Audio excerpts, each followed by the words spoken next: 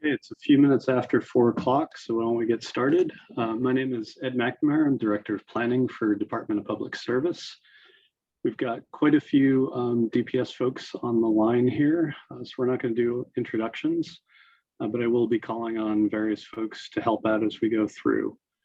So first, I do want to thank everyone for showing up. Relatively nice day. And the DPS is doing this in recognition that this is part of our planning process. Every 6 years, we do a comprehensive energy plan. And we recognize that we're not the only ones doing energy planning. Regional planning commissions, municipal, local planning commissions, everyone's got a part to play in this. What we do on a statewide basis, it's absolutely critical that we understand what regions, what the towns are doing. That helps inform our plan, the statewide comprehensive energy plan, and then hopefully that can then inform your next iterations of energy plans, enhanced energy plans subsequently. So for today, we actually have a couple facilitators, Cindy Cook and Dave Lamont, and Cindy is going to be doing sort of master of ceremonies. And I'm actually just going to turn it over to Cindy for right now. Thanks, Ed. So I just want to review a few things in terms of logistics and etiquette. First off, with Zoom, it works better if people stay muted and with their video off unless they're speaking. So that helps with bandwidth. Is there anybody calling in by phone, Philip? Not at this time. Okay, so we'll check in on that to make sure that they're included.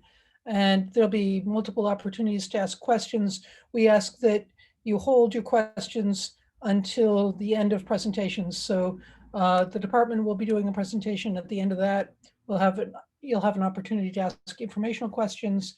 And then the 3 regional planning commissions will do presentations. Again, at the end of those 3 presentations, you'll have an opportunity to ask questions. The best way to raise questions or make comments is via chat or raising your hand in Zoom. So a few more etiquette issues. We ask that you share airtime by being as concise as you can be. And I think that covers it in terms of etiquette and logistics. Are there any questions in terms of how we're going to proceed here? Okay, so next slide, please. So here's how we're going to proceed with the agenda. We're at the 410 review agenda piece. We're about to hear from the department regarding an overview of the comprehensive energy plan development process. We'll have an opportunity to ask informational questions. Then the regional planning commissions will each do presentations. Again, there'll be an opportunity for informational questions. And then we'll seek input from municipal officials and representatives regarding their input into the planning process, when we'll have an opportunity for public comment if people haven't been able to make comments during the course of the meeting. And then we'll review next steps and future opportunities for input. And we will wrap up by 6 o'clock. So any questions on the agenda? Next slide, please. So I'm going to pass it back over to Ed, and he's going to do a summary of the Vermont Comprehensive Energy Planning Development process. So over to you, Ed. Great, thank you, Cindy. Next slide, please. So I'm actually going to start with a little bit of background. There's statutory Vermont energy policy, and that's found, I'm actually not going to give the statutory site, it's here on the slide. But essentially what it comes down to is Vermont's energy needs to be sourced in a way that is reliable, affordable, and sustainable. And with sustainable, that has changed considerably over the years. The Global Warming Solutions Act, which I'll touch on later, has mandated greenhouse gas reduction requirements on a going forward basis. So this is the first time that we've actually had GHG reduction requirements in the CEP, although we have previously planned the policies to actually reduce GHG reductions. Next slide, please. And when I talk about the comprehensive energy plan, it's actually two plans combined. The CEP itself, Comprehensive Energy Plan, it's 20-year assessment and analysis of all types of energy, so thermal, electric, transportation. The electric plan is a more long-standing policy requirement or planning requirement. And that's essentially that we're looking at just on the electric side. How do you source electricity? How do you manage the grid effectively? How do you meet all the requirements in a least cost manner? Every 6 years, we're required to do the comprehensive energy plan. Next one is due in January 2022. Sorry, next slide. Thanks. So this comprehensive energy plan, we actually are going to include standards and recommendations for Act 174 Enhanced Energy Planning. This is a relatively new requirement, and this is on the regional planning commissions to actually do a more in-depth analysis of energy usage and trying to meet specific goals as laid out in the Comprehensive Energy Plan. I mentioned before Global Warming Solutions Act and the greenhouse gas reduction requirements. And next slide, please. So the existing Comprehensive Energy Plan was published January 2016. And that had set a target that I believe had actually been set in 2011 of 90% renewable in all sectors by 2050. So it wasn't very specifically just GHG reduction. That was one of the goals of the 2016 CEP, but it was also moving towards renewable energy sources for all sectors. The 2016 CEP also had about 300 recommendations sort of scattered throughout it. Next slide, please. For 2022, we're keeping the 90% renewable by 2050 as a starting point. We're assuming that we're planning on meeting that. Also, the slide or the chart on the right here shows the GHG reduction requirements that were just passed as a result of the Global Warming Solutions Act. And by 2050, it's an 80% emissions reduction compared to 1990 baseline. Next slide, please. So the Climate Action Plan is the requirement that's coming out of the Global Warming Solutions Act. There's a 23-member climate council that's developing this climate action plan. On the left-hand side of the slide, you can see what their charge is. It's pretty broad. All sorts of climate adaptation, renewable energy requirements, GHG reductions, GHG mitigation, sequestration, looking at also non-energy components as well. Large portions of Vermont's GHG emissions actually come from agriculture, industrial emissions. And so the Comprehensive Energy Plan is focused much more on renewable energy across all the sectors. The electric plan I mentioned earlier, which is sourcing renewable energy as well as grid management. And then energy systems planning and Act 174. Within the middle here is cost-effective GHG reductions, a public engagement, and a focus on equity as well. And the department has been, there's several DPS folks who are actually working on some of the subcommittees, and the commissioner of the Department of Public Service is a member of the Climate Council. So we're all working together on this, and we've been working with the Climate Council to try to work on the engagement and identification of policies to the extent possible. We're trying to ensure that this is not just two separate plans, that this is a comprehensive, the Comprehensive Energy Plan is working well with the Climate Action Plan. Next slide, please. So for the 2022 Comprehensive Energy Plan, what we're focused on, instead of just a laundry list of recommendations, is more of a strategic plan approach. So identify different trade-offs among policies.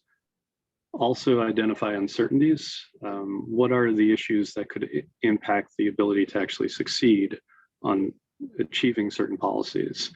And then also milestones for identifying success. An example here would be if all of the major car manufacturers are only producing EVs, electric vehicles, in 2030, we probably don't need incentives anymore at that point. So just recognizing what are the points when you should be saying, we've claimed there is success in these policy implementation, and now we need to modify or somehow change the policy. Also, the 2022 CEP is going to be focused, as I've said before, Act 174 standards and recommendations. And that's one of the main purposes of this meeting. Climate renewable energy pathways, electric plan. The only thing I haven't mentioned yet, state agency energy plan.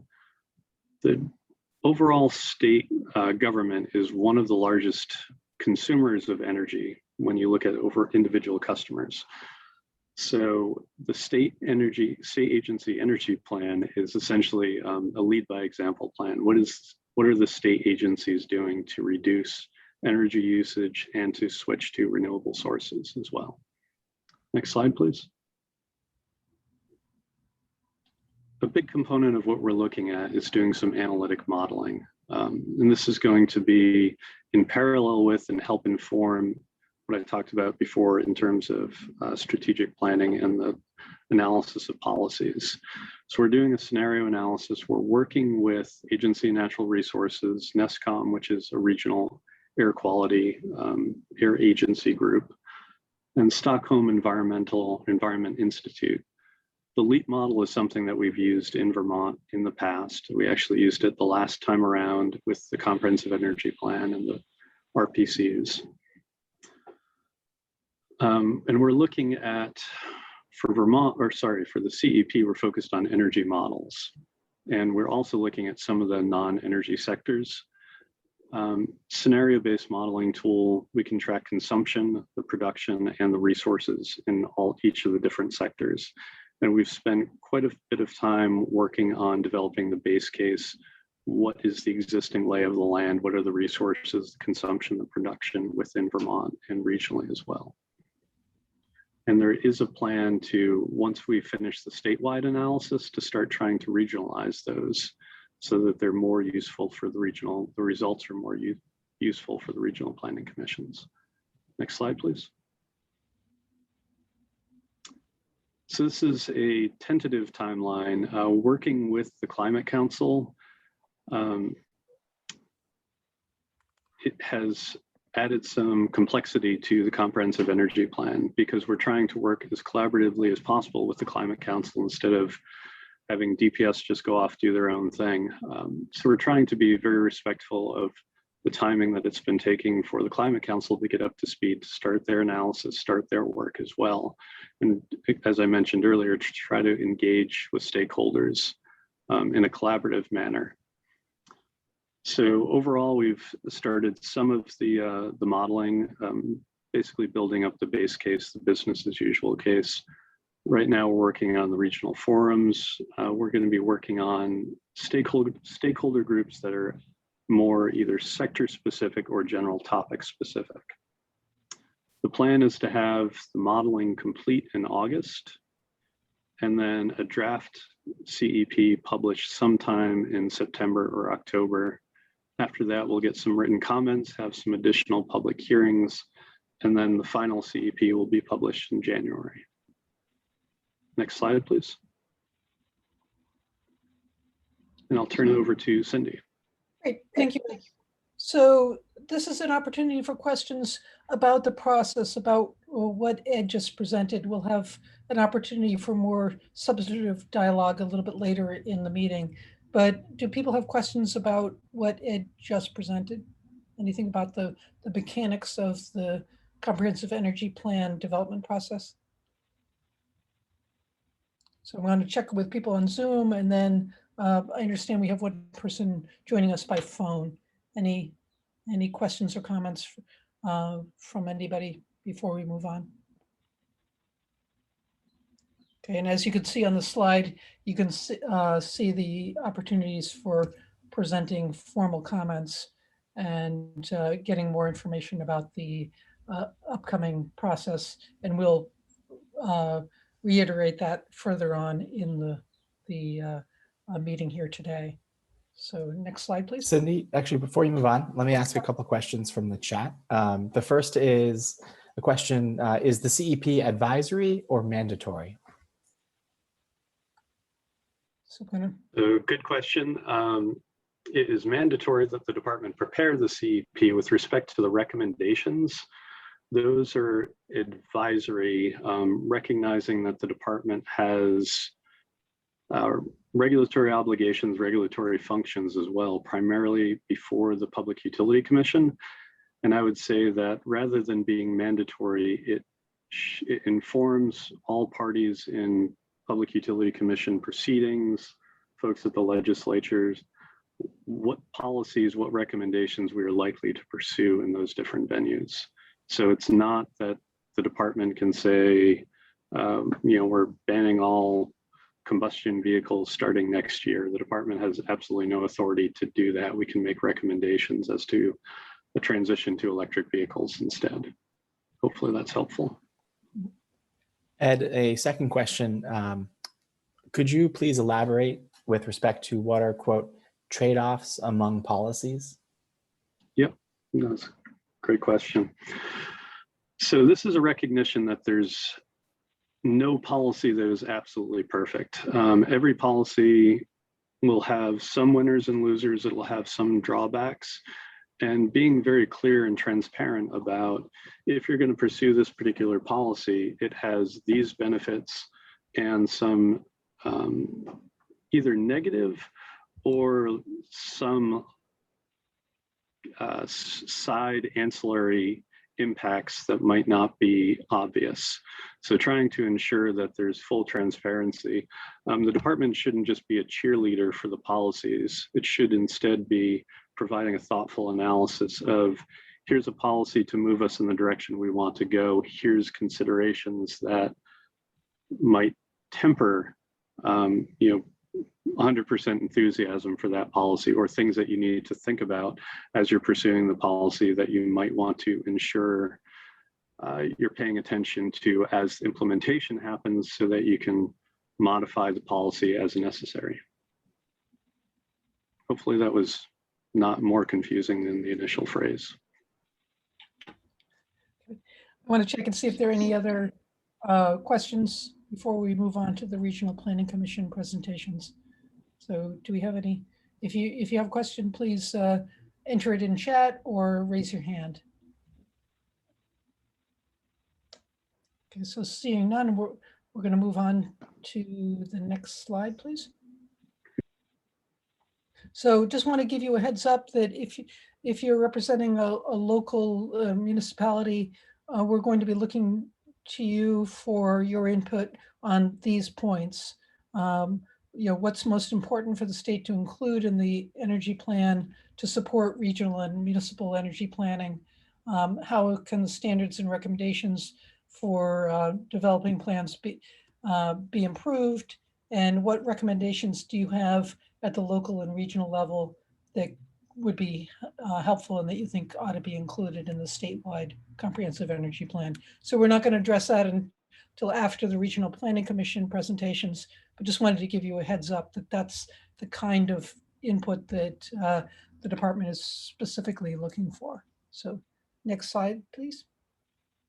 So we're going to have 3 Regional Planning Commission presentations. The first one is from Addison, and I'm going to turn it over now to Adam Leroux and, Andrew Leroux and Adam Luigi. So take it away, you guys.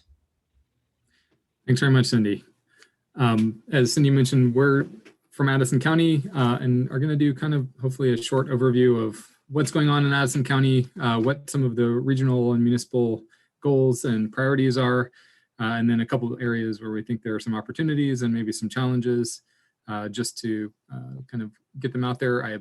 Some of these slides are a little bit wordy, so I'm going to go through them and hopefully they'll be posted afterwards so that folks can have a chance to look at them more fully. But we wanted to get the information out there. So as Cindy mentioned, my name's Andrew Leroux, and Adam Luigi, our director, is joining us as well. and we're from Addison County. And I guess, Philip, can you go to the next slide? All right, so Addison County has a lot of solar energy, and we also have a regional plan that was last updated in 2018 and is being revised and looked at. We have 11 municipal enhanced energy plans that are either approved or in process, with some folks joining us from towns, I think, that have those in process today. We have, as I mentioned, a lot of solar energy, 1,500 solar facilities, 47 megawatts, although we have a long way to go to reach our renewable energy goals, which I think were mentioned that those were put forward in the LEAP modeling. We have a number of active partners, including Addison County Climate Economy Action Center, which has worked on greenhouse gas emissions quantifications for the county and is currently also working on a climate action plan. And we work with them fairly closely and are coming up with great strategies to sort of move forward. We also have Acorn Renewable Energy Co-op, including that picture above, which is in Shoreham, Vermont, doing community or cooperatively owned solar panels and some really innovative things. And they currently have a project going in Bristol. And then we work with energy coordinators and committees from the different towns. So we're fairly active and have a lot of things going on. Phil, next slide, please. So these are our goals and strategies from our regional plan. I'm not going to go through all of them, but kind of highlight some of the more important ones. So for thermal efficiency, there's a real focus on weatherization, as in many regions. We're really focusing on some of the municipal buildings and trying to use them as an example and save municipalities money. We also want to weatherize residential households. I tried to highlight some of the more important numbers. So at least 55% of municipal households weatherized. We also want a lot more electric heat pumps, 7,000 or more across the county. And then replacing some of the inefficient wood heat systems with more efficient ones. So at least 600 of those, which is not a huge component, but we know that a lot of folks still heat with wood, and we want to make sure that those are done efficiently and safely across the county. Next slide, please. Transportation is one of our bigger areas, probably our biggest target, getting 30,000 new electric vehicles in use across the region. That's going to have to go along with a lot of other factors. And at the same time, we want to increase the number of folks that are using trails and sidewalks and commuting by foot or bike and working on the infrastructure to make that possible. We do have a rail line that goes through town or the county, and we'll soon be opening up for Amtrak service. So we're excited about that and are continuing to work on some of the infrastructure that goes along with that. But transportation is one of our bigger areas and bigger sources of energy use and greenhouse gas emissions. Next slide, please. We're working on installing more efficient electrical equipment. I know Efficiency Vermont is working with a number of our businesses, and we're working with municipalities to install some of those new pieces of equipment that are more efficient, and really focusing on some of the municipalities and electric utilities to lead by example. And next slide, Phil. And then finally, one of our bigger challenges is how do we generate more of this renewable energy? So we know that there's going to be increased demand, especially with electric vehicles and heat pumps, among other things. So working with towns through the enhanced energy plans to really identify preferred siting areas to reduce conflicts and sort of streamline the process for renewable energy production. And then making sure that that works with other elements of the energy plan, including natural resource conservation and transportation, and help streamline the way for what we see as more local energy production in the next 30 years. Philip, if you can do the next slide. So we pulled out some of the challenges that we've heard about, and I'm sure that some folks from the municipalities will be able to offer more. So with thermal efficiency, weatherization, really providing the economic incentives to do that, making sure that the payback time is transparent and hopefully less than the average length of home ownership. As someone who's trying to renovate a house right now, this is especially key for me. And so we think that the plans in Act 174 could incentivize more homeowner investment and establish some guidelines for utility financing. Next slide, please. Transportation, one of our biggest opportunities, I think, is to work on incentivizing electric vehicles and making sure, again, that the payback time and ownership costs are known and can be incentivized, so it's less than some of the fossil fuel burning vehicles. There are going to be some challenges in how we locate charging stations, so that's going to be a big challenge and maybe opportunity for us to incentivize those and plan for those. And then really providing the documentation and education to get the word out about some of the new vehicles like the electric F-150 and some of the other projects that are coming down the line and are exciting to see in the next few years. Next, please. So for electricity use, we're going to focus on, again, heat pumps and electric vehicles. We do see some opportunities for battery storage and developing microgrids, and I'll talk a little bit more about that in our land use and generation next. But we have some exciting projects sort of coming online, including a microgrid in Panton, working with GMP to progress that and sort of make sure that it increases both the resilience of the grid and some of our local municipalities' power sources, while also making things more efficient. Next slide. So some of our challenges, as I mentioned, we have a lot of solar and working to make sure that the capacity is there. So this is a map that I pulled from our Green Mountain Power solar map.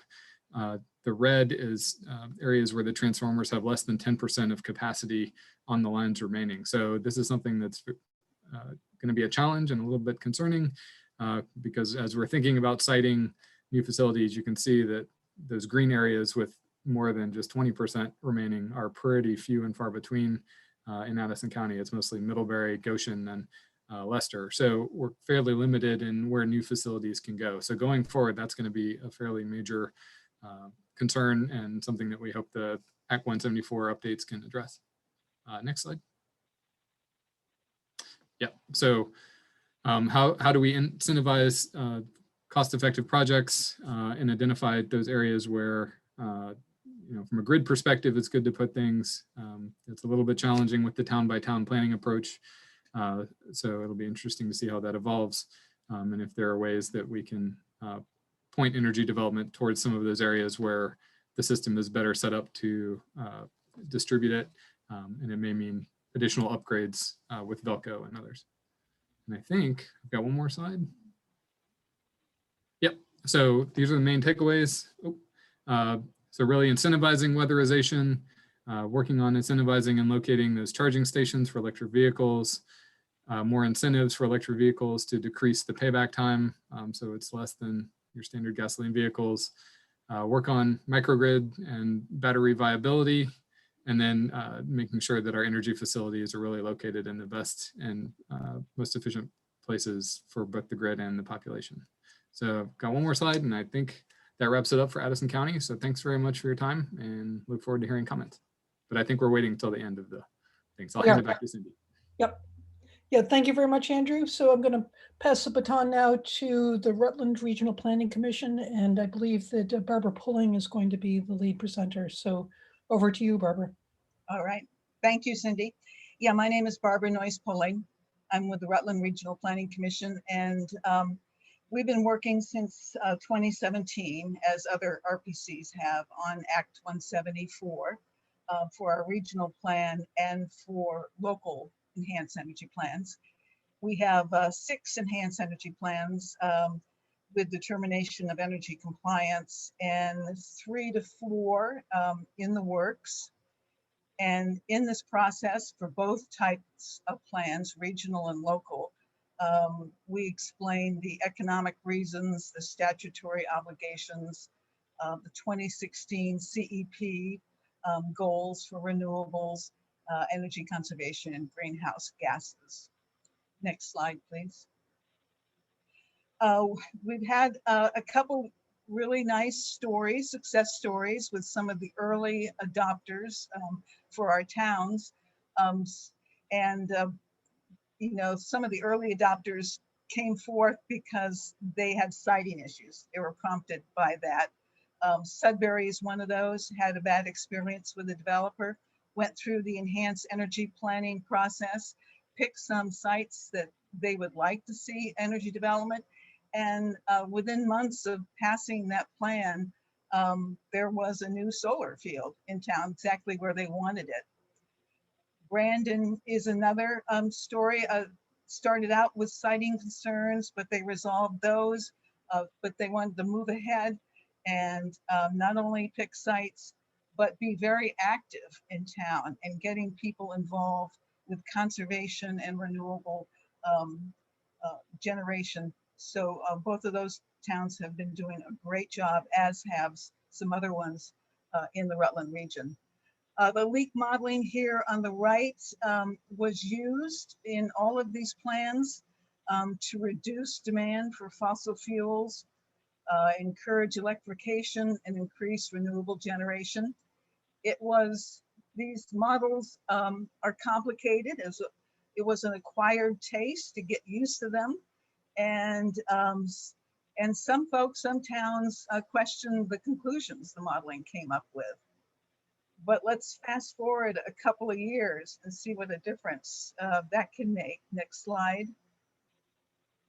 Cold climate heat pumps are popular. Electric vehicles are not just for early adopters anymore. And reducing the use of fossil fuels definitely seems attainable. And everything's, a lot of these things that were in the leak modeling and in the plans are more economically feasible now and made more viable by government incentives. Next slide. When we started out, when we went from the regional plan to the municipal plans, we decided to give all of our communities the same renewable energy target, regardless of their population there or geographical size. We didn't foresee the hurdles in making that happen. So we need, as a region, to adjust those targets to make them work better for our individual communities, especially those with limited access to distribution and transmission infrastructure and those farther from load. Solar PV gets the most attention in most plans, so it needs to be located with infrastructure. And we're hoping state mapping is double checked for accuracy. And here's an example of some of our regional mapping. This is a typical solar resource energy potential map. Prime sites in the red are free of any state conditions that would prohibit development, things like FEMA floodways or class 1 or 2 wetlands. So those sites should be good to go for solar. Secondary sites in the yellow may contain a state condition that would be an obstacle to development, such as ag soils or protected lands. So development there in the yellow would be site specific. On some of the other maps we produce, we've also created a 1-mile buffer around existing 3-phase power, so people can see where it's most economically viable to put development. Next slide. Some of the sector challenges and opportunities that we've run across in the thermal realm, existing energy companies need to be brought along. Jim Sullivan down in Bennington and I tried to get them talking about expanding into other fuel sources. So we didn't get a lot of interest. So perhaps more educational opportunities and maybe even reimbursement for financial impacts to these companies are needed. Next slide. And also in the thermal sector, wood as a heat source. For land use, using ag lands was the primary concern initially. It's still a concern, but doesn't seem to be as much. Now cutting down trees has eclipsed that, and the preservation of priority forest blocks and corridors and the issues of carbon release and carbon sinks seem to be top of mind for a lot of energy folks in our region. Next slide. In the transportation sector, getting rural folks to commit to changing commuting habits and using mass transit has been tough all along. The Rutland Regional Planning Commission has been promoting telecommuting, and we recognized our existing high-speed fiber optic service, which is some of the fastest in the state, in some parts of the region. So we certainly wanted to take advantage of that.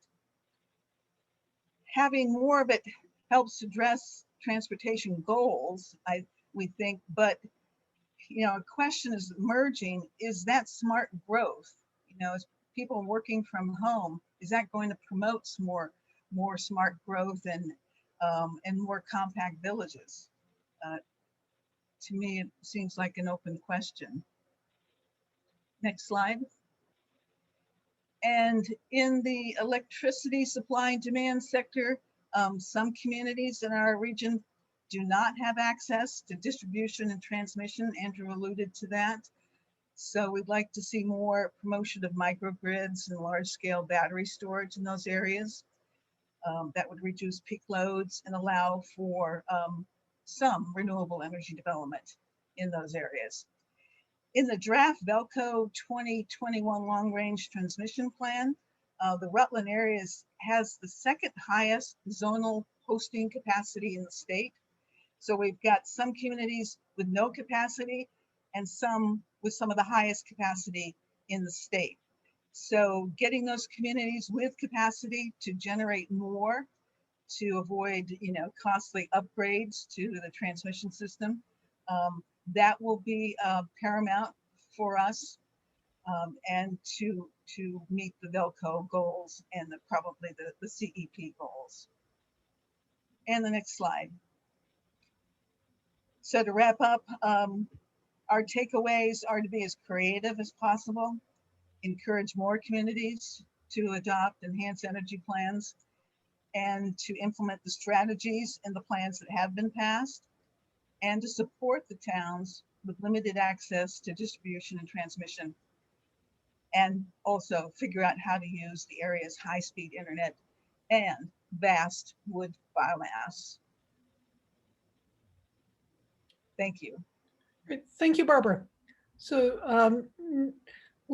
as I mentioned earlier, we're going to hold questions to the end. So if you have questions, please enter them in chat. And I'm going to pass the baton over now to Jim Sullivan from the Bennington County Regional Planning Commission. So take it away, please, Jim. Thank you, Cindy. Hope everybody can hear me okay. And I have probably the least graphically appealing presentation, so I'll try to up my game here a little bit and make it interesting. So next slide, please. So like all the regions, we relied on some modeling as a basis for our enhanced energy planning work that we did, and our energy plan was adopted as part of our comprehensive plan in 2017. And this is very similar to the graphic that Barbara showed from Rutland, and just a couple things to highlight from it. Most of those color bands in the middle of that left-hand bar are fossil fuel based, and you see as you move to the right, they could compress down to a very, very small amount. So when we got into this thing, we thought we were going to be making a lot of difficult choices about which kinds of transitions to emphasize. And then we soon realized that to get where we need to go, we need to emphasize all the transitions to get to that point. So, and a couple other things to point out that may haven't been highlighted in others. The amount of energy that we're going to have to use has got to decrease by about 50%. And to do that, interestingly enough, we have to increase the amount, according to our modeling anyway, of increase the amount of electricity that we're using by about 50%. And most of that electricity currently is imported, and in the future, our projections and modeling talk about getting close to 50% of it from local renewable resources. So therein lies certainly a significant challenge as well as a great opportunity. The other thing, and we'll talk about it more in a little bit, is the availability of woody biomass as a fuel for thermal energy. And while that total amount used doesn't change a lot in our region, the percentage of the total energy mix increases quite significantly as efficiency improvements reduce the overall energy demand. Next slide. So how do we get to those endpoints? We're going to I'm going to talk a little bit about each of the three sectors that we usually talk about: thermal, transportation, and electricity. And I'll highlight some of the strategies as well as some of the significant challenges that we're facing in our region in each of those areas, and the types of things that we hope will be discussed and evaluated a little bit more at a statewide level to help with our local and regional planning and implementation efforts. So next slide. So in the thermal side of things, there's a nice picture there of the biomass heating system that's in place at Bennington College. I can almost look out my window and see that one, actually. But one of the leading point we always start with when it comes to thermal and space heating and cooling is building weatherization. We've got to focus on building weatherization before we do anything else. One of the really big issues in our region is that we have fairly old housing stock, and that older housing stock that has the real challenges with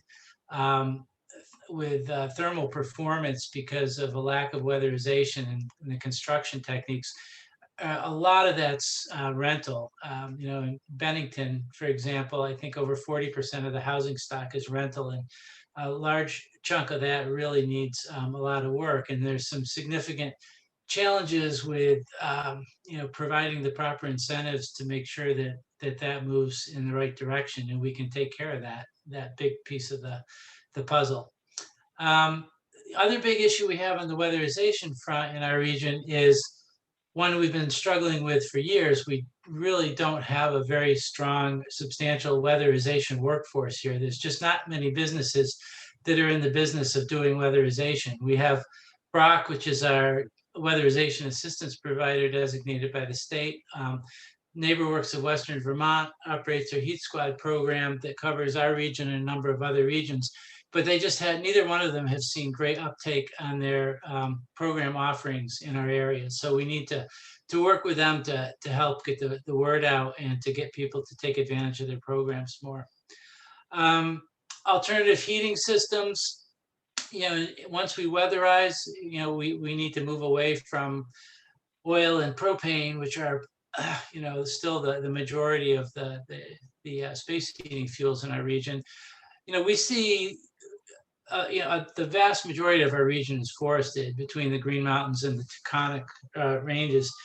And so there's really abundant woody biomass resource here, and sustainably harvested, that can really have a significant beneficial effect without negative environmental impact on our space heating dynamic, and also can support the local working landscape and local economic activity, and keep some of that energy money in the region.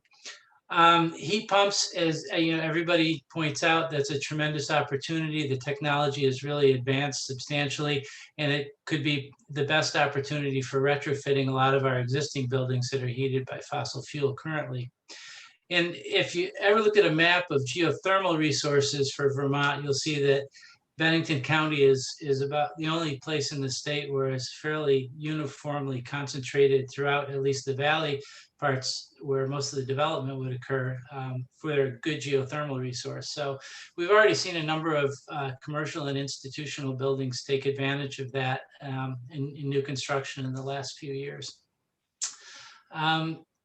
Energy efficiency and permitting is an interesting topic, and one I think that we know it's there, but we don't really talk about it very much. But every time new houses get built, or new housing developments, or new commercial or industrial buildings, or there's a large project that involves replacement of a major heating system in a large complex or building, and it's replaced with another fossil fuel burning system, or there's a new one put into a new construction, those things are there for, they're planned to be there for 30 plus years. And that really is going to make it very, very difficult for us to meet our energy and greenhouse gas emission targets every time we install a new one of those systems. And that still tends to be the go-to system, both for new and for replacement systems. So somehow we have to, recognize that that's an issue and do something about it if we really are serious about moving in this direction. And as Barbara mentioned from Rutland, we did reach out to dozens and dozens of fuel dealers and didn't get a very enthusiastic response about helping them learn about becoming energy service providers and transitioning their business model over to selling weatherization and energy efficiency and alternative heating systems and servicing those systems. I still think that's a great idea, and I think it's something that we need to work on statewide. And in our region in particular, where we're lacking the businesses now to provide those services, if we're basically saying that those businesses that are currently selling oil and propane are going to have to phase out of that business, that seems just like the logical place to go for new businesses and new workforce to be involved in these energy efficiency projects. So next slide. Thanks. Transportation, everybody talks about that as, kind of the big one and the really difficult challenge. Certainly in our region too. The first thing we always like to highlight is, to really pursue the land use planning that we've worked at for a long time in our regional planning and our local planning to really promote growth and development in compact mixed use centers. At that point, everything becomes easier from an energy transportation perspective. Everything is closer together. People don't have to travel as far. The investments that you need in the future are a lot less. But to get there, we need the infrastructure to support that growth, especially water and wastewater facilities in a lot of our village centers. And they're lacking in most of them, or significantly undersized in most of them to accommodate the kind of growth we want. And we also need to take a look at local and state land use regulations to make sure that they support and accommodate that type of compact mixed use development. Efforts to promote walking and biking are really significant. I mean, we can save an awful lot of energy just by finding alternative ways to get around, but without the built environment that supports and makes it convenient and safe to walk and bike, it's just not going to work. So we have a complete streets law, and we really need to focus on that and have people take that seriously at both a local and a state level. Make sure that those improvements are to our transportation system do include all users of the system and the potential for the system. And I just will categorically state that it takes way too long and is way too expensive to develop simple bicycle and pedestrian projects right now. We have to address that. When you find out that you propose a sidewalk project and you're immediately told it's going to take 5 to 7 years and cost $1 million a mile or more, then we have a problem. So we have lots of ideas on that, but I think that's something that we really need to take seriously and address. Of course, EVs, electric vehicles, and e-bikes are a big part of the transportation issue. Getting more people into those, how we do that. The auto dealerships in our region have been relatively slow to embrace EVs. I think there's a little bit more interest recently, but both to stock them and to actively market them.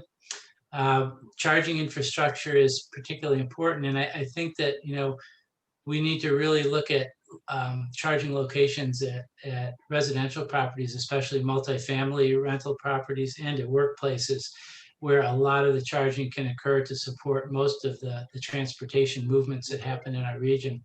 And purchase incentives are very important. There've been some really effective ones in place, and we need to make sure that they're the kind of incentives that make EVs accessible to everybody in the population. Public transportation, we have a pretty good public transportation system in our region that services kind of within the larger towns in the region and between those towns and larger communities outside the region. I think we really need to take a look at creating better connections between our village centers, our smaller village centers that are still centers of town life and activity, outside of those larger communities, outside of the Benningtons and Manchesters in our area, and make sure that people can get from Dorset and Peru and Arlington into Manchester and Bennington easily via public transportation. Our region is very well positioned to take advantage of intercity passenger rail and also freight rail. We just have not had Amtrak service here. So we, after many years of struggling and trying and studying, we got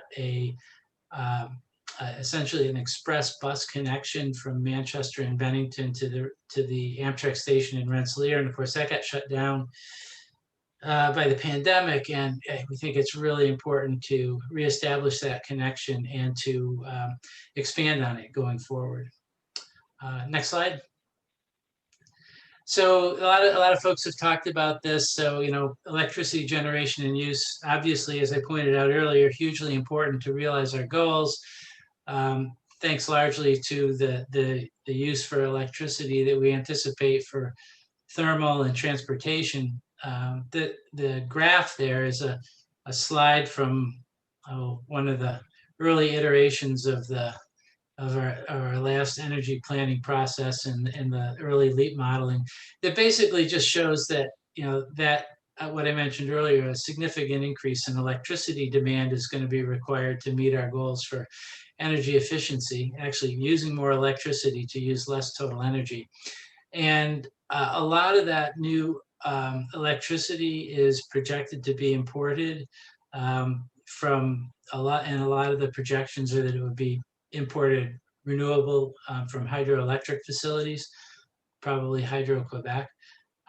Then a lot of the new in-state generation, a lot of the new wind and solar would be from within the state. And the table there shows the amounts of solar and wind, again, from one of the iterations of the modeling. And the lower part of the graph is what we settled on in our own regional plan for targets for solar and wind. And I know a lot of the regions in the state increased their solar targets and reduced their wind targets. And we reluctantly reduced our wind targets some, but felt that it was still really important to have some diversity in the renewable energy mix, both because of seasonality and because of the greater efficiency of wind relative to solar. Probably a whole topic of discussion on that, but just to point out that from the Bennington region's perspective, we feel that there is a place for a significant amount of new wind. And next slide. So the strategies from the electric side, the electric efficiency programs at Efficiency Vermont and now Green Mountain Power in our region through their Tier 3 and some of their other programs have been really effective. And I think that we're looking to continue and expand on those and get even more uptake on those. But at some point, we also need to emphasize actions that will affect behavioral change and convince people to do things. We did a small analysis a year or so ago, just looking at how much energy could be saved if every household and business in the region took advantage of did everything they could do by turning off lights when they weren't in use and shutting down electric equipment when it wasn't in use, and hanging your clothes out to dry. I mean, when you add it all up just across our region, it was significant. And if you added it all up across the state, it's extremely significant. And those aren't really hard things to do, but it's hard to get everybody doing them. And that's one of the things we need to emphasize. We've talked a lot recently with Velco, and we've looped in with Green Mountain Power about the transmission and the distribution systems. And obviously those are hugely important. It doesn't do us a whole lot of good to plan for renewable energy development where it can't be accommodated or where it's really expensive to accommodate it. So that's something where we need to up our game a little bit too. And again, we have been working with our towns, especially to support the appropriate siting of solar and wind energy resources. We note also that that there is some hydro potential in our region, but it's mostly at existing dam sites, unless we decide we're going to start damming rivers anew, which no one seems to think is going to happen. So there is some potential, but it's limited. And related to that, when the state modeling and analysis comes out, and we were talking about it earlier today, is how much electricity is going to be imported in the future and what our projections and estimates are for that relative to how much is going to be generated in state. And that's based on a whole bunch of different factors and scenarios and assumptions about, how much are we going to generate from solar versus other sources, and how much is going to have to be exported from the state and imported. But those things are really significant, and the amount in those modeling and those projections that we're expected to generate from local sources within our region are really significant, and that depends a lot on the assumptions and the guidelines in the state energy planning. So next slide, I'm almost done. So this is just a map of our region that shows the solar siting analysis that we did. And the only thing I really wanted to point out in this slide is you see all the colored band through the middle of our region, basically. And that's because that's the valley area, and that's where most all of the best sites for solar generation are. It's also the best sites for building things, and it's also the best sites for agriculture. And so there's a lot of potential conflicting uses. There's a lot of potential, but there's also a lot of siting conflicts. So in our region, we specifically wanted to point out the presence of the best ag soils, and a significant majority of the best sites for solar also are good agricultural soils. So there's some challenges there, but I think that with careful siting and guidelines and municipal plans especially, and identifying preferred sites carefully, working with our towns, we can still site the amount of solar that we need without adversely affecting those resources.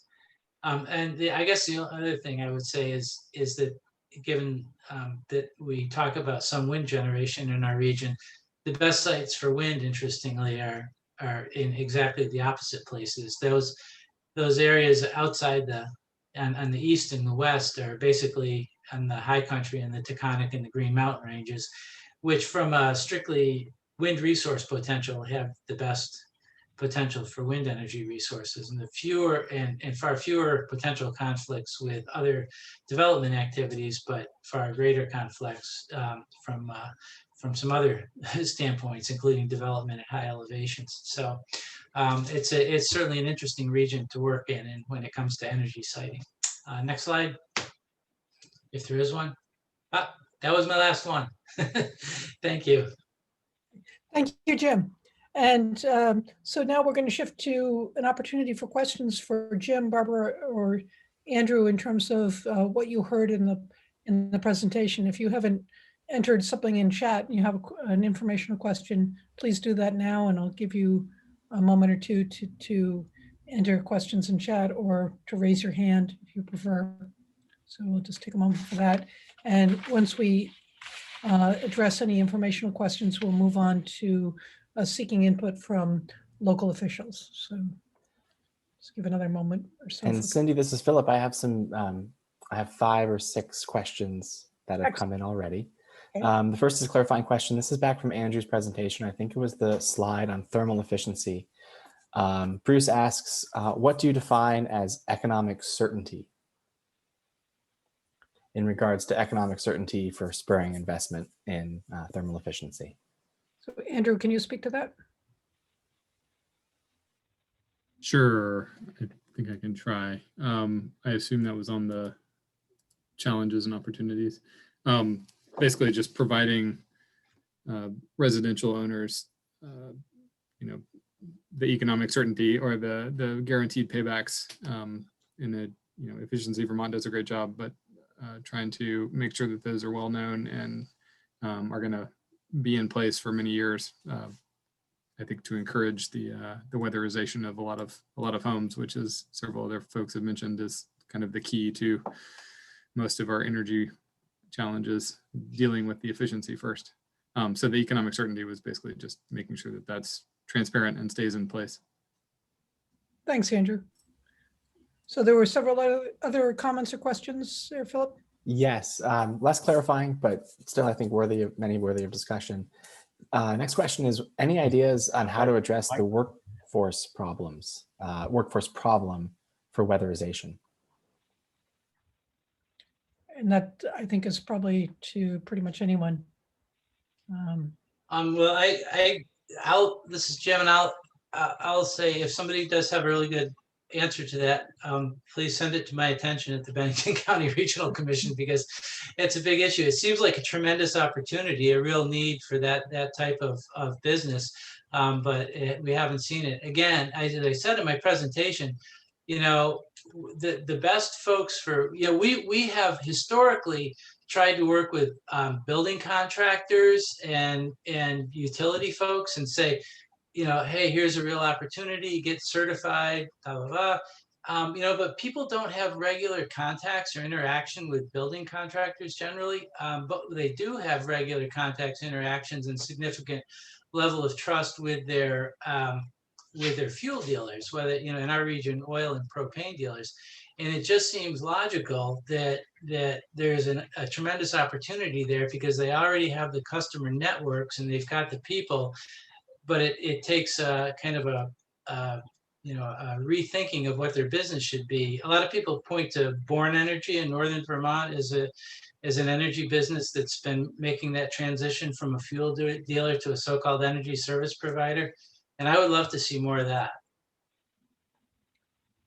Yeah, and it the opportunity may go beyond weatherization to some of the new technologies.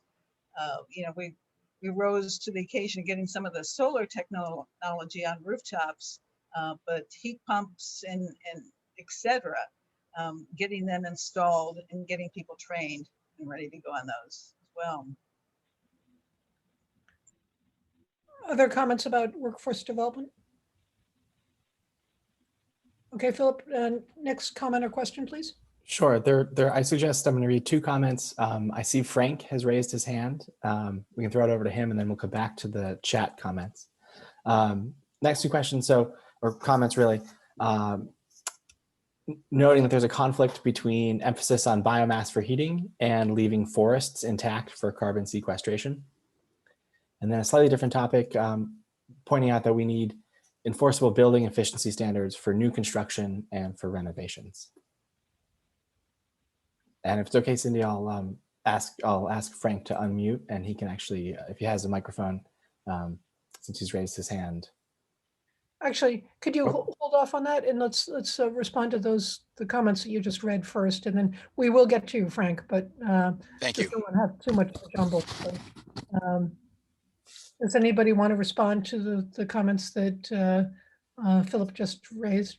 Well, I mean, maybe I should let the real biomass experts comment on those, but we certainly think a lot about that biomass issue. And right, if you cut down a lot of forests and don't manage the forests and replace the forests with new forest growth, you are certainly creating a problem and a net loss for carbon sequestration.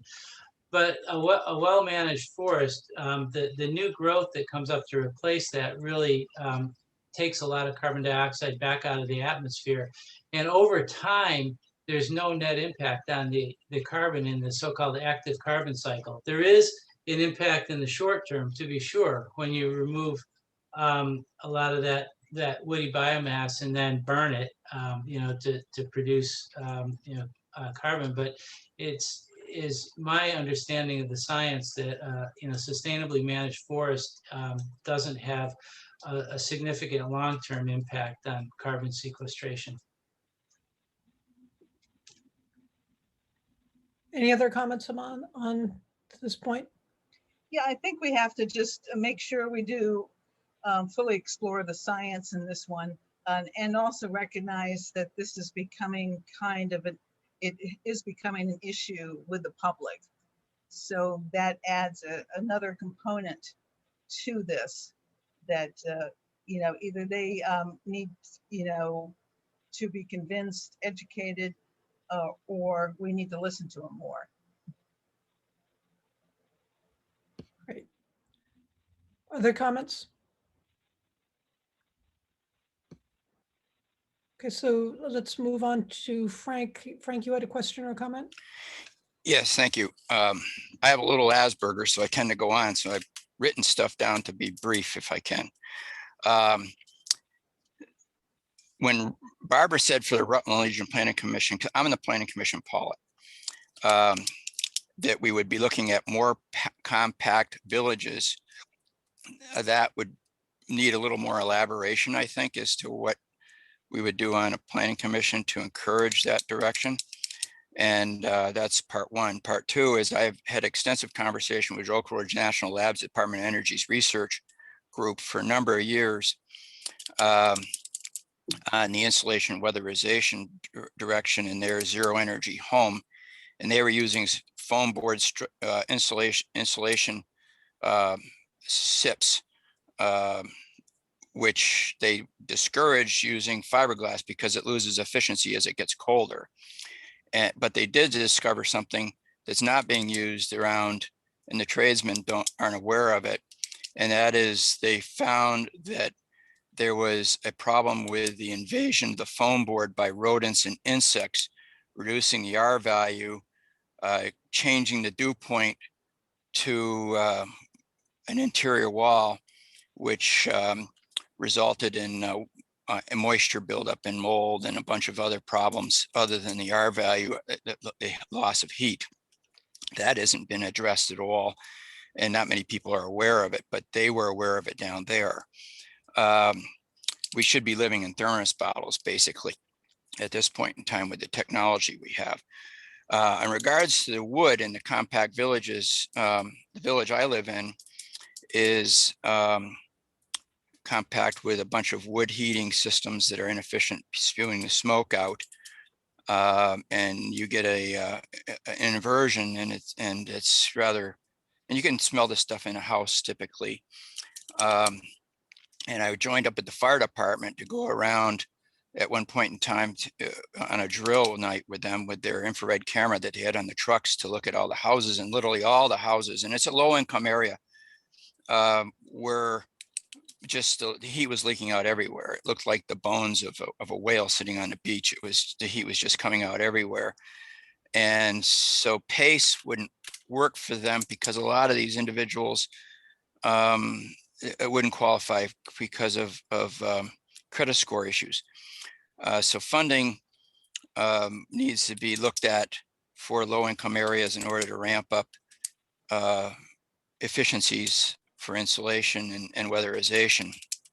Of note, Stanford and others out west, because of the fires and whatnot, have research, and I sent out this link before to everybody who was on the thing, is that they're identifying significant health and mental health negative impacts, worse than even secondhand smoke would ever be. If you have a log burning, it's thousands of cigarettes burning at the same time, essentially, and the smoke spewing out creates this problem. So probably every village, as you look at increased compaction of villages, you're going to look at the biomass issue, having to go to substantially higher, more efficient systems, and maybe naked wood by itself can't be as efficient as it should be, because it doesn't burn. There is an eco hornet pellet system that will burn grass, which would be, it's in Europe, which at its maximum efficiency could be up to 98% efficient, which is astounding when you think of that number. We don't have anything in the United States because of approval issues and things. So I'm going to interrupt for a moment.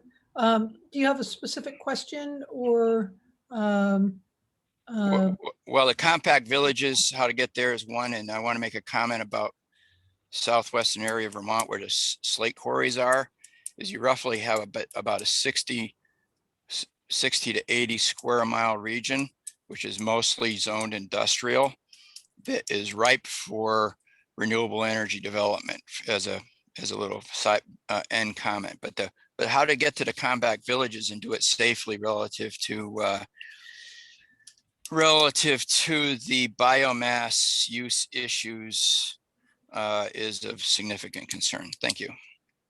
Thanks for your comments. Does anybody have anything they want to respond to briefly based on what Frank said before we move on? I think we have one other commenter. Okay. Well, I'll say thanks for the comments. It's really interesting. It's great to hear from somebody that's done that amount of research. I really appreciate it. As far as the compact village stuff goes, one, as I mentioned, there's the need for infrastructure improvements in most of the villages. And I would say too, somebody else on the chat asked about examples for municipalities for plan and bylaw language. And I would say that there is some funding in the recently promulgated legislative budget that would provide some money to municipalities to get technical assistance in developing and improving their regulatory language to accommodate higher density housing and mixed use development in village centers. So hopefully that help is on its way. We could talk a lot about that. And as far as the conflict between compact development and burning wood, I would agree that that's probably going to be an issue. So I would say the emphasis in those areas is, given that there's already a lot of structures there, they were probably looking at doing a lot of retrofits in those areas and infill development, and probably really focusing in those areas on some type of heat pump heating systems, as opposed to biomass or burning wood in those compact areas in general. Thanks, Jim. Any other responses to Frank's comments before we move on to, I believe we have one more questioner or commenter. I was just going to say, as always, thanks, Frank, for doing some of the spade work for us in some of these issues. Great. So Philip, I believe we have one other commenter. Yes, we actually have a number more now. And so Jim Sullivan covered Jessica's question about having models and best practices and examples for compact village development. So I'm going to move on to the next question, which is from Fran, asking, I haven't seen a lot of emphasis on agriculture in these energy plans. Methane from cattle is a problem we need to tackle. Is there work being done on this problem?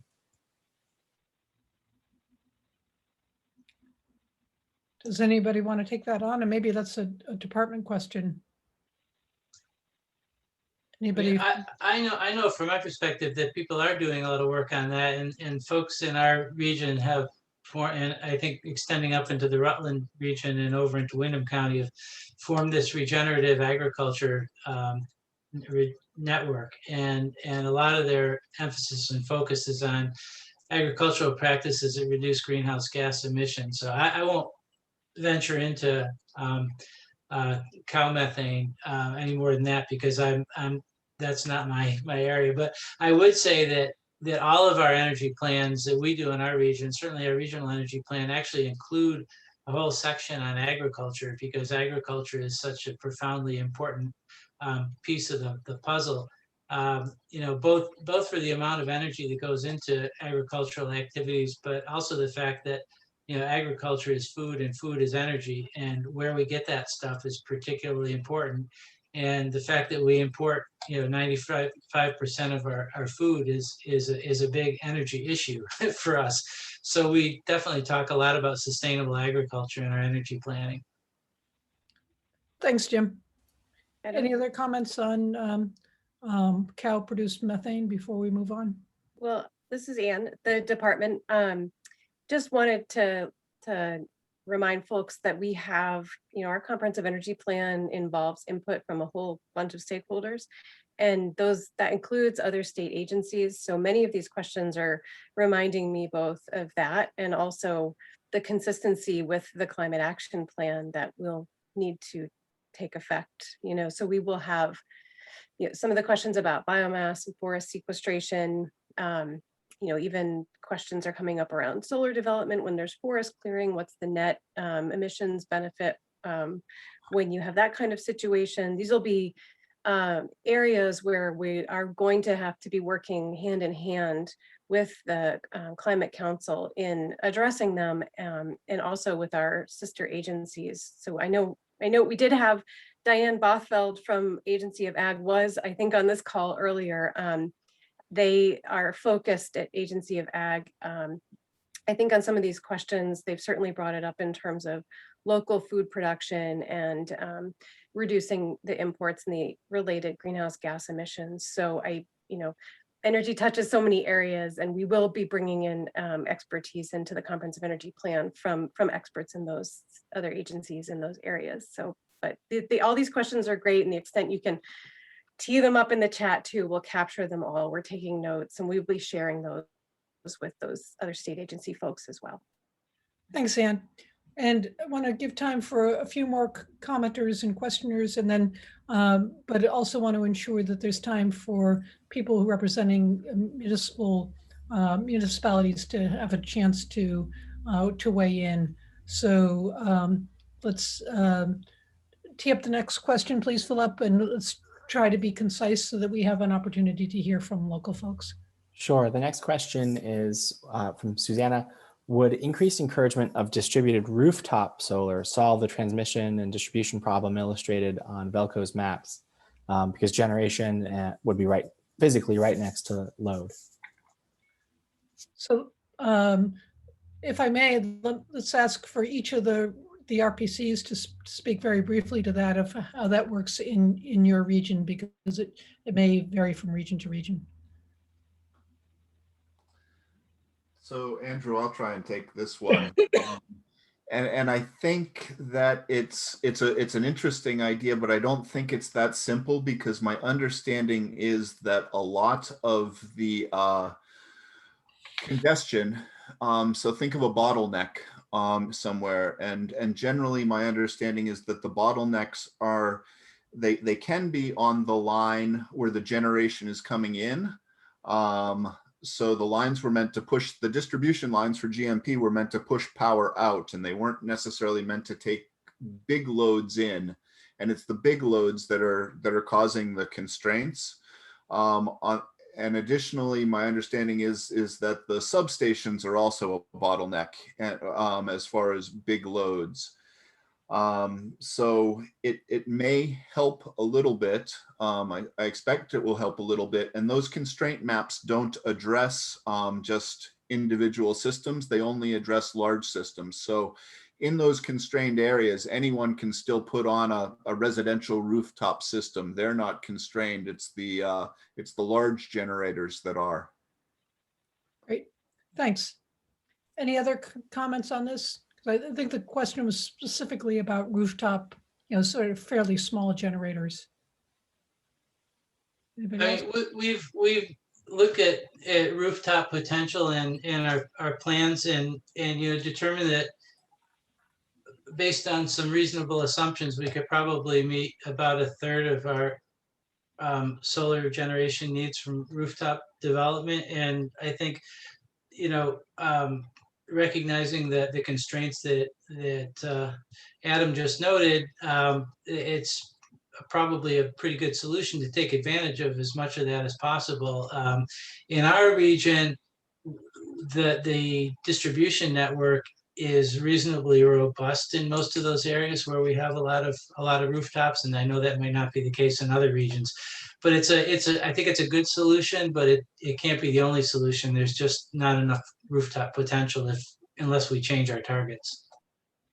And Cindy, if I could just throw out one other answer as well, which is the policies need to evolve a little bit. Rooftop solar is a positive thing. It's really good. But what we also need to do is start choreographing the timing of the production of the rooftop solar with the timing of usage as well. That helps to reduce congestion. At the moment, there's not really any incentive or very little incentive for customers to sort of, set their dehumidifiers to work, to run only during the daytime or to wash laundry when the sun is out, compared to just operating all your equipment just as you would normally and just getting the benefits of the rooftop solar on your electric bill. So that choreographing load and production is something that we're going to be looking at pretty heavily in the CEP. Thanks, Ed. Any other comments on this point, concise ones before we move on to the next? I think there's one more question or comment, Philip. Yes, there's a number of other comments, which I won't be able to address them all, but this question directed to Barbara, asking what makes working from home be or not be smart growth?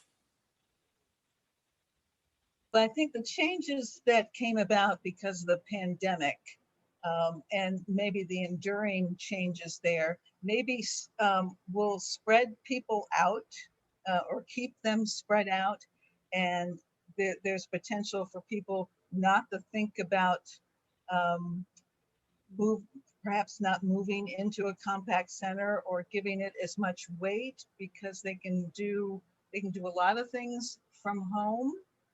So I just raise that as a possibility. It's certainly nothing that we've seen in concrete terms yet, but it may be along the lines of some of the things that Frank brought up with concerns of compact development. Maybe we just have to add it to the list of what will work best in the future for compact development, smart growth. Great, thanks, Barbara. So I'm inclined to move on. Are there any other questions that need a response now, Philip, as you're reviewing the chat? And the department appreciates all the comments that we're getting here. I just want to see if there's anything else that we need to discuss in this meeting before we give municipal representatives an opportunity to speak. Sure, I think there's one question which may not have a single answer, but it's from Bruce. One of the challenges with improving energy efficiency is the rapid change in technologies, especially in weatherization. New building techniques, new energy technologies. What can we do to overcome the inertia from adopters who are, rather than taking action now, waiting for the better solution to come in the future? And that may be a department response, because it's, does anybody from the department have a response to that about, the short-term fixes versus waiting for better longer-term solutions?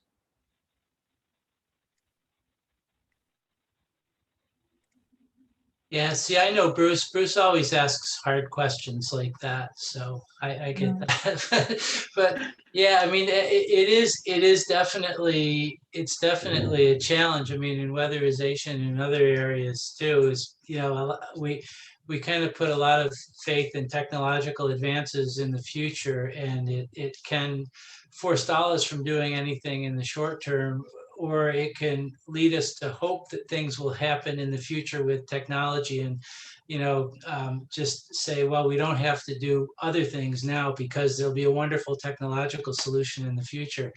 And so, yeah, it's a tough one. It's a balancing act, but I think that you need to take advantage of the best information that's available, and make some educated evaluations about the relative effectiveness of doing something now versus waiting for the amazing technology that's around the corner. And it sounds like it's a good question for the department to be considering as it develops recommendations in terms of incentives for doing some of this work. So Cindy, I'd also like to take a shot at that one. And I think it goes to the economic certainty in the paybacks for incentives. And for example, with weatherization, trying to tie the incentives to the structure as opposed to the person. Most people, I think the average person lives in their home for 5 years, and a lot of the thermal efficiencies won't necessarily pay back in that 5-year period.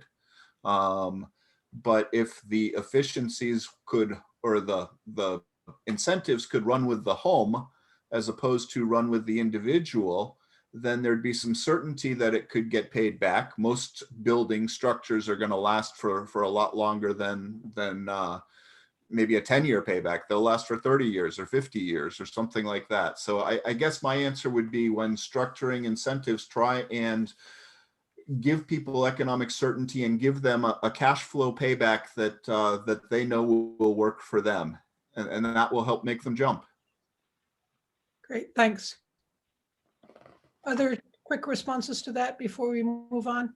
So I want to move us now to giving an opportunity for municipal representatives to speak. And thanks for changing the slide. So here are the questions.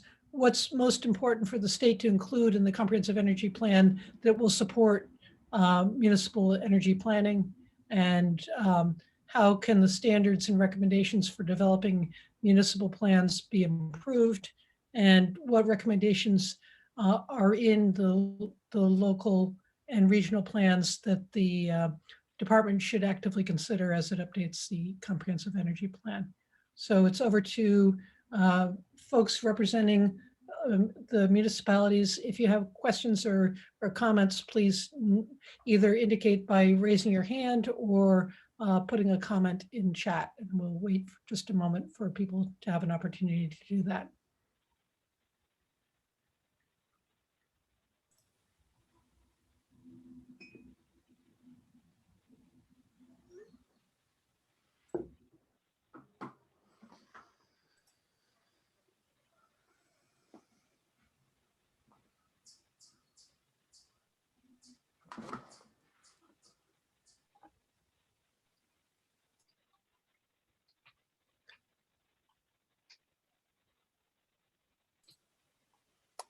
So Cindy, we have a hand raised. The person doesn't identify themselves with a name, but initials GMG.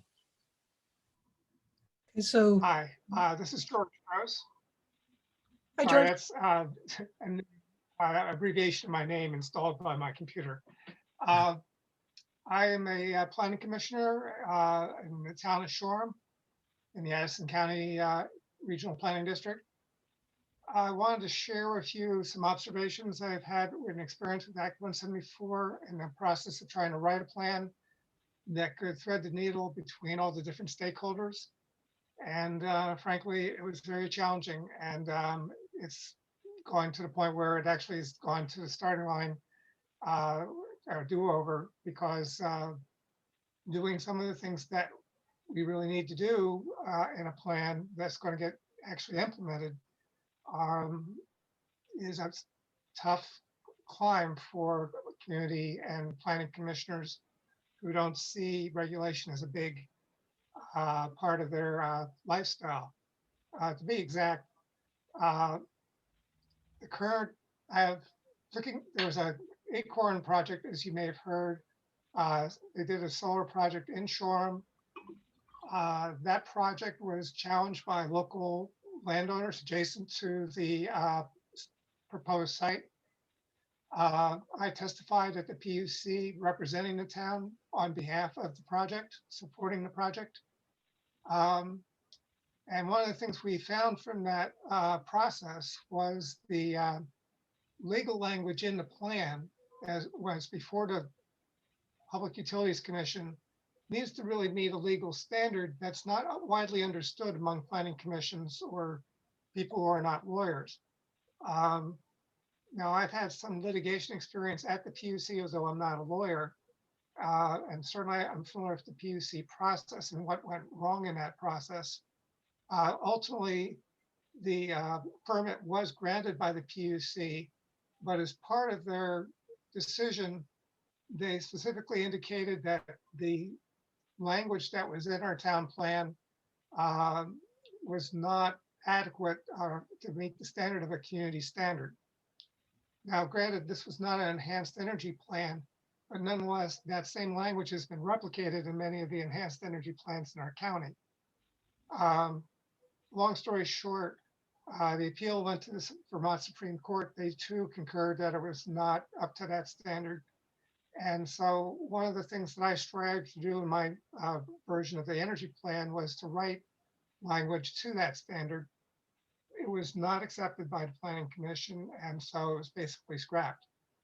So I think one of the dilemmas here is that there are multiple stakeholders for our plans, and they all need to be accommodated. And yet, frankly, the PUC standards aren't going to change. And I doubt that the Shoreham community is likely to embrace a plan that has language in it that they can't understand, or has requirements that are very complex and written in legalese.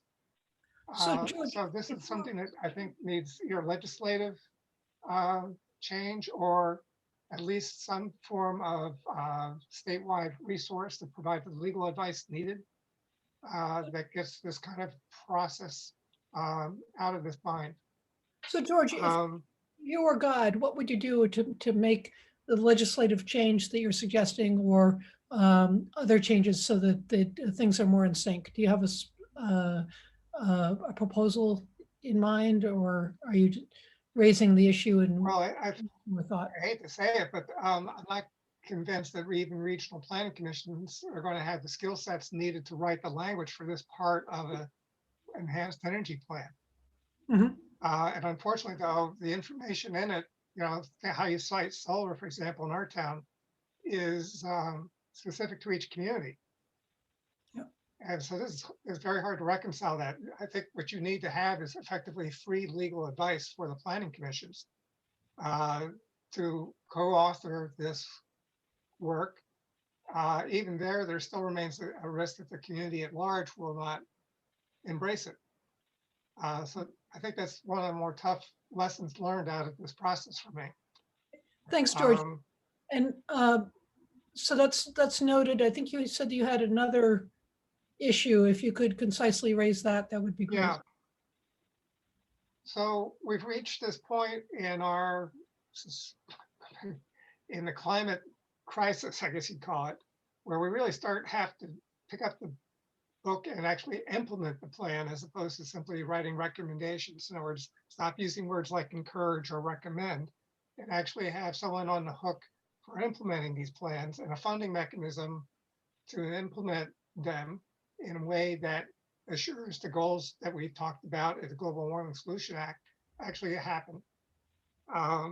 So planning commissions obviously aren't going to do the day-to-day operations of a plan, but there needs to be some entity, maybe a public corporation, that is basically tasked with the day-to-day boots on the ground implementation of a plan. And so it's actually got funding, it's got headcount, it's got a budget. It needs at the state level a funding mechanism to make it all work. These are the elements I would see that would be needed for our success if we're going to make these plans anything more than pieces of paper. Great. Thanks, George. So I want to give other people an opportunity to ask questions or comment. But first, just check and see if anybody has any brief responses to George's second comment there. Okay, so moving on, Philip, can you help me with sorting through the chat? Are there other questions that we ought to be discussing as a group? I don't see other questions. I do see comments encouraging the consumption of local food in season to reduce the transportation costs and transportation energy use and packaging waste. And then there are also some suggestions related to some of the high efficiency pellet and wood and grass burning equipment. Right. And the department's going to note all the comments that they see in chat. Although if it's something that's particularly important to you, we ask that you send something in or speak to it now or raise it in an email or another written form of commenting to the department. So I want to check about other questions or comments before we move on to the formal public comment period. Anybody else? Cindy, Jessica has raised her hand, and Jessica, you can unmute yourself. Hi, this is Jessica Van Oort. I'm on the Planning Commission in Follett. And I think that to that first question about what the state might include to support municipal energy planning, our Planning Commission has several newer commissioners, including myself, who haven't been on our commission all that long. And I think that the more specific like examples of language or I'm the one who asked the question about best practices earlier. Now, best practices for how planning commissions can actually go about updating zoning to reflect our energy planning needs. That anything that can sort of help us out. I agree with the previous commenter who said that it's sometimes tricky to get this important updates through the local populace. And so, you know, advice about how to speak to our various constituents and push for this would also be helpful. So yeah, as many specific examples and help for us as possible is what I'm asking about. Thank you. Got it. Thank you, Jessica. And, my guess is that you're looking for that both from the state and your regional planning commission in terms of help with support on doing the local planning process. Is that right? Yes. Yeah, great. Anybody have any comments about that? Well, I'll just say, just broadly, I think, you know, a couple of comments and questions related there.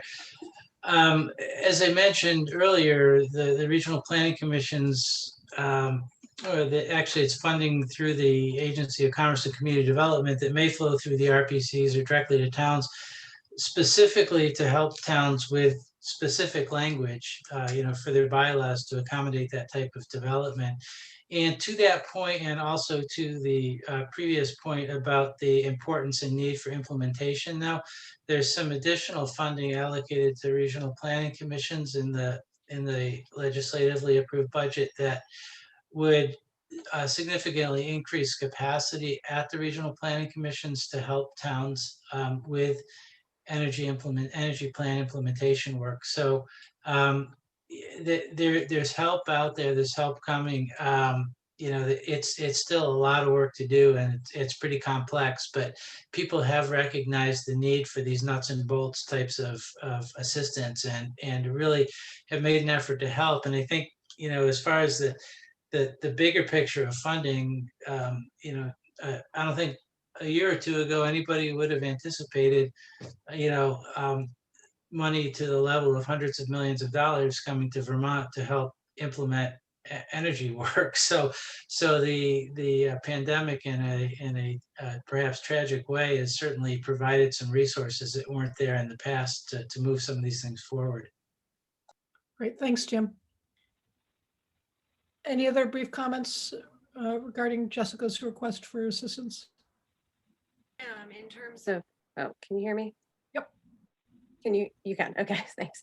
Just in terms of Jessica's and also George's points, in terms of language that can be used in regional plans, either, you know, recommendations or kind of citing language. You know, so Act 174, you know, was passed in 2016 and all of the regions have their enhanced energy plans adopted. And when we put together the standards and recommendations after Act 174 was passed, you know, we had to work from what was already in the existing comprehensive energy plan that was already written at that point to kind of cull out recommendations that would make sense for the regions and towns. And we have the opportunity this time with some experience now with Act 174, and the opportunity as we're writing this next comprehensive energy plan to bake in the recommendations for the regions and the towns. So, you know, I think we're, you know, we have a certain perspective, but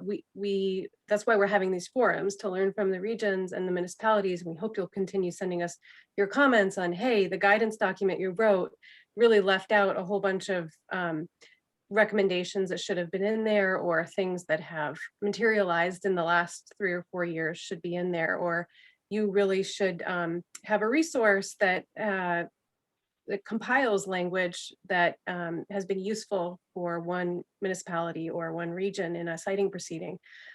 Those are the types of things that would be useful to us to hear. I think I very much see this as an iterative process with the standards and recommendations and the regional plans and the municipal plans and the comprehensive energy plan, that they're really feeding each other and hopefully just enhancing each other over time. So please keep sending those our way. I think on our last slide, we have the email address for you to send us comments. So definitely take a look at that. And actually, it might make sense to move to that in just a moment. I just want to check and see if there are other local representatives that have questions or comments. We're also going to have a time for a formal public comment by people who have not yet spoken. So any other municipal representative comments? Cynthia, there's one other chat comment that takes a municipal energy planning focus, and then there's two other questions that are more general energy related. So the initial question, which is from Sally, and Sally actually had to leave the meeting, but she says, this is in Bristol, we have an advanced energy plan and are grateful to the ACRPC for their help. How can we best keep track of changes in consumption of fuels and switching to other energy sources so that they, as the Bristol energy planners, can monitor progress? Can somebody speak to that, perhaps from the department?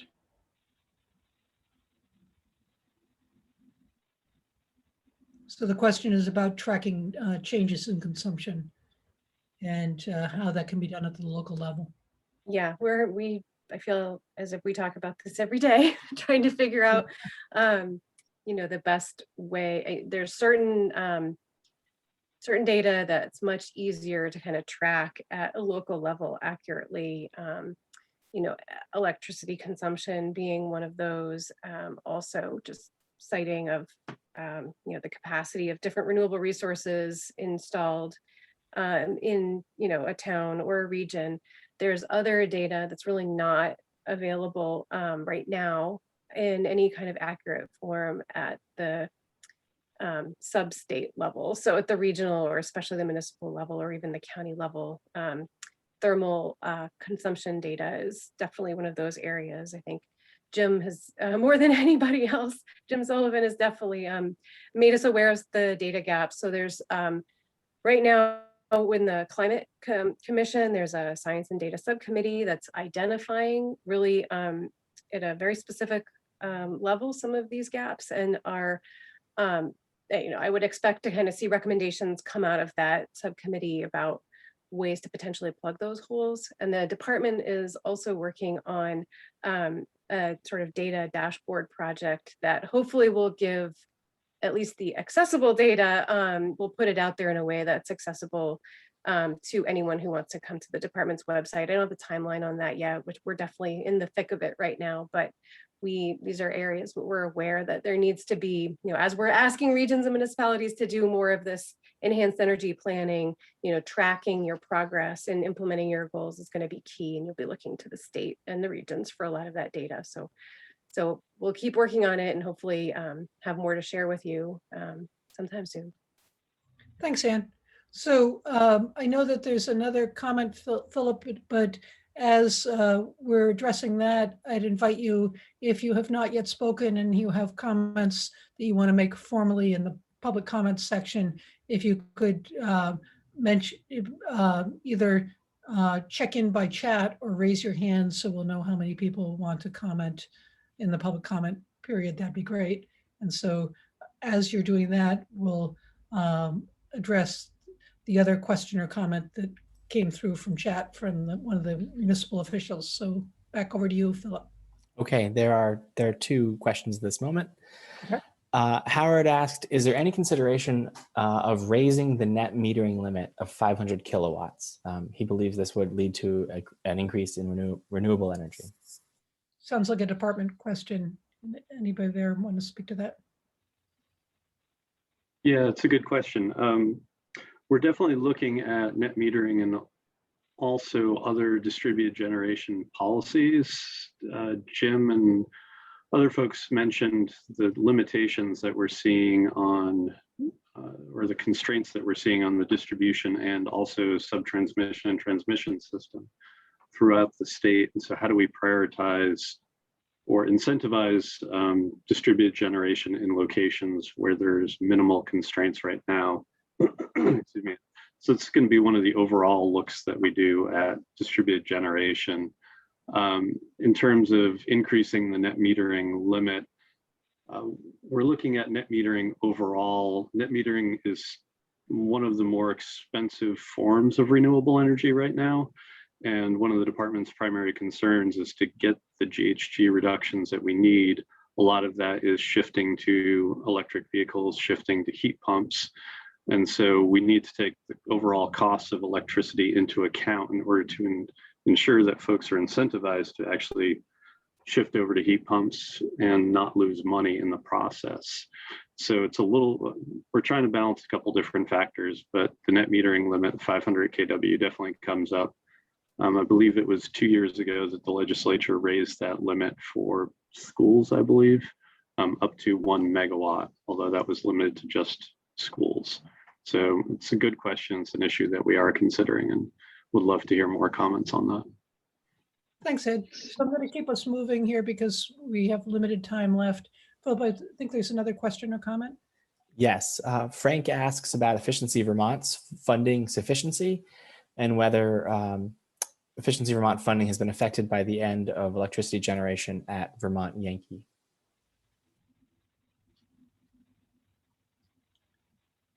Is that something that anybody here is qualified to speak to? I can just do a very quick, unless Kelly, were you just about to respond? I was, but go ahead. Okay, so Efficiency Vermont, the budget is set every 3 years by the Public Utility Commission. And it's something that the statute requires that the Public Utility Commission set the budget based on all reasonably available, cost-effective energy efficiency. So they have I can't remember the exact timing, but they do have a clear budget for the next, I believe, another year, 2 years, and then we'll start another proceeding to set their budget for the next 3-year period. With respect to Vermont Yankee, that money was going to the Clean Energy Development Fund. That money has stopped at this point. Clean Energy Development Fund did receive some of the COVID relief funds or American Rescue Plan Act funds, and it is going to be more targeted towards low-income renewable energy, at least for the next couple of years. They've also done a fair amount on biomass in the last few years as well. Thanks, Ed. So I'm going to invite people who want to make a formal comment who haven't yet spoken to raise their hand or indicate that you have a question in chat, and ask the person doing the slides to move on to the next slide so that we can see, so people have an opportunity to digest next steps, and we'll get back to that in a moment, but just want to have people have a chance to digest the next step piece. So anybody who has not raised an issue or concern that wants to do so? I'll give you a minute or two to indicate so by raising your hand or putting something into chat.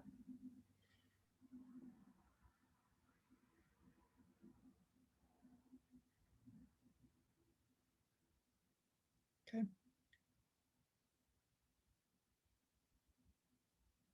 So I'm not seeing anything. So at this point, I want to just express appreciation for everybody for a very interesting conversation. And I'm going to pass the baton over to you, Ed. Yeah, I just want to echo the thanks. Very much appreciate folks coming out and spending the last 2 hours talking about this. This is very informative for us. This is really helpful for us as we try to think through how do we develop a comprehensive energy plan that can best meet the needs for all Vermonters and can be helpful for the regional planning commissions. And also really appreciate all the RRPCs and all the municipalities helping us come up with better plans. So thanks, everyone. Thanks, and take a look at the slide. The slide deck, by the way, is on the department's website, so you can see the slides.